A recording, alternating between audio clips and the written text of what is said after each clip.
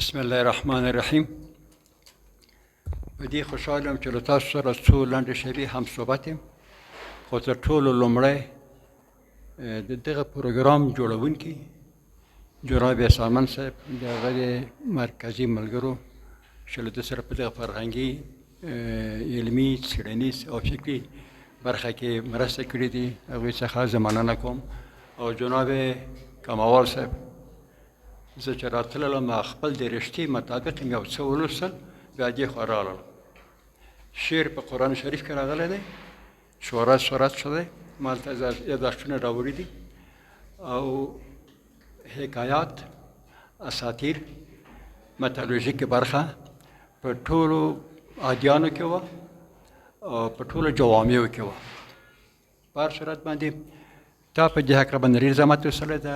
پېش له دې څخه چې د خبرو اغوم ته راشم، در څخه مننه کوم چې خپله ټولنه دې په خپل د ناول سره د روښانتیا، روڼتیا څنډې ته فیصله سره بوتلله، ژوندي او کامیاب اوسه جناب محترم کموال صاحب. هغه څه چې کامه دی د اتمولوژي نقطې نظره ځینې یا د ریشه شناسي نقطې نظره ځینې کامه خپل باندې د عشق معنا ده، ارزو معنا ده، او څلور نورې معناګانې هم لري. نو تاسو چې په کامې کې وی ښاغلی شفیق، ښاغلی واجد صاحب، ښاغلی صمیم صاحب، یو تعداد نور شخصیتونه په هغه ځای کې وو، له ما سره پېژندې او زه له هغه سره پېژنم. کامه چې دی وایي چې میندې به ډېر اولادونه راوړي، خو څوک به پکې افلاطون وي، څوک به پکې سکندر وي. نو په همدې خاطر باندې زه به د کامي د ولسونو څخه چې تل مدام پوهان، بالخصوص لوی مشرقي او خپله مشرقي تقدیم کړي جامع ته، په دې باندې خوښ یم چې له تاسو سره یم. ما د کلتور او فلکلور په هکله باندې چې د تا کتاب چې د لیکلی دی په همدې باندې ولاړ دی. کلتور یا کلچر یا په عربۍ کې ثقافت په عمومي توګه باندې دی چې دواړې برخې مد نظر لرو چې مادي دي او معنوي دي، او په لویه کچه باندې دی. له دې څخه رادي خواته بیا فلکلور دی چې د هم د ټولنې د بیداري دپاره او په ټولنه کې چې څه دي هغه یو لیکوال په قلم باندې هغه راځي. خو په هر صورت باندې په فلکلور چې سړی مطالعه کوي د تامس ډبلیو جی تامس انګریزي 1846 کال کې په همدې هکله باندې لومړنی سړی و چې دی یادواري وکوله په خپل کتابونو کې د انګریز ولیکل، پس هغه ځینې په آلمان کې، بیا په ایټالیا کې دا موضوعانه بحث شول چې تا لیکلي دي. یعنې منظور مې د ناول ځینې دی، بیا دې خواته رومان ته راسو. خبره مې را لنډه کړلې. ناول د رومان څخه کوچنی دی او په افغانستان کې ډېر مروج دی، په پاکستان کې، په هندوستان کې. او لومړني کسان چې په ناول باندې په پښتو یې راواړول، لکه چې تا په پښتو باندې لیکلی دي، هغه هم حبیب نومیږي. او دوی وشو کولی چې تر مخه د په همدې هکله باندې یو څه پښتو ته راواړي چې په هغه کې به ولسي نظام تذکر ورکول کېږي، تمدن او تهذیب به تذکر ورکول کېږي، روایت یا کمیونیکیشن د ژبې پیوند او راکړه ورکړه به په دې کې موجود وي. نو په همدې خاطر باندې دغه ناولونه چې تاسو ناول سره مینه لرئ او لیکل کېږي، دا د لنډو کیسو یو مهمه برخه ده. خو په هر صورت باندې په افغانستان کې د ناولونو برخه لومړی ځل د هند څخه څو تنو ولیکل او بیا په پښتو باندې هغه وژباړل شول. چې د دې ژباړې قیمت په دې کې نغښتی دی چې لومړی ځل په پښتونخوا کې 2 تنو سبزیانو وشو کولی چې یو یې توبة النصوح دی بل مرة العروس دی وشو کولی چې دا دواړه په پښتو باندې دا ناولونه وژباړي او پښتو ته وړاندې کړي. له هغې څخه تر مخه بیا ښاغلي راحت زاخلي وشو کولی چې ناولونه په پښتو باندې ولیکي.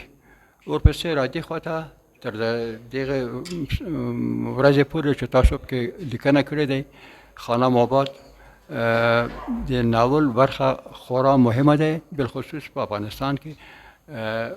نو ځکه زه په دې باندې تم کېږم یا هغه مرکزي برخه باندې چې دوه ملګرو باندې باس ورباندې وکړو چې په هغه کې د شاکر غوټۍ او زړک دا نومونه اخیستل شوي دي. مرکزي کرکټرونه پکې شته دی او تاسو چې ما هغه د 14مې 12مې صفحې پورې چې ما یو څه وکتل خورا ښه په مخ تللی.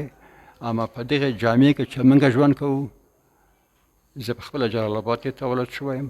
ما ته د جلال آباد په مجموع کې د ننګرهار خلک چې په ټولیز ډول باندې دوی د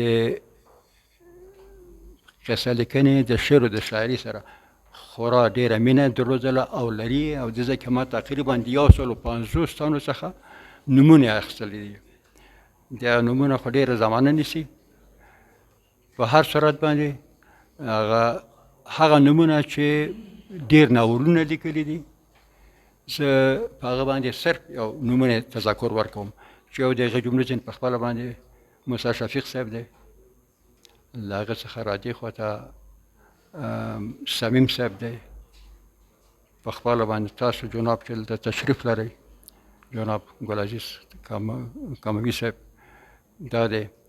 او په افغانستان کې چې ډېر ناولونه لیکلي دي او په هغه کتاب چې ما ته ځان سره راوړی دی داستاني ادبیات نومیږي، په هغه کې په زغرده باندې لیکل شوي دي چې نور محمد ترکي دی چې هغه ډېر ناولونه په دې هکله باندې لیکلي دي.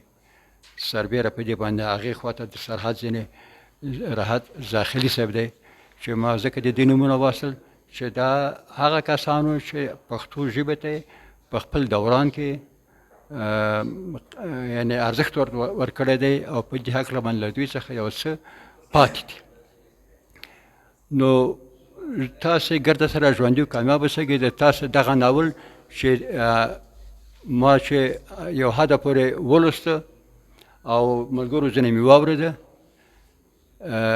یعنې د مینې پی بیرته په غمیزې باندې بدلیږي او دا د دې جامع یو ناکاره محصول دی. وایي چې که چیرې څوک غواړي چې یوه جامع وپېژني نو د هغه کلچر باید مطالعه کړي. دا یو علمي تحقیقي خبره ده. او د دې په څنګ کې چې کلچر مطالعه کړلو بیا باید فولکلور چې له دې څخه مابین ته راغلی دی نو دا باید تر څېړنه لاندې ونیسي چې کوم دودونه چې په عربي کې ورته عرف ویل کېږي، دود ته په پښتو کې ورته دود و دستور ورته ویل کېږي،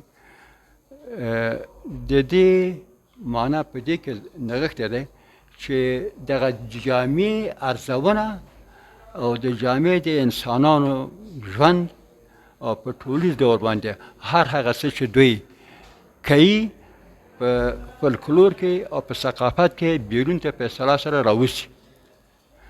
نو دا ضرور دی چې د جامع د اصلاح لپاره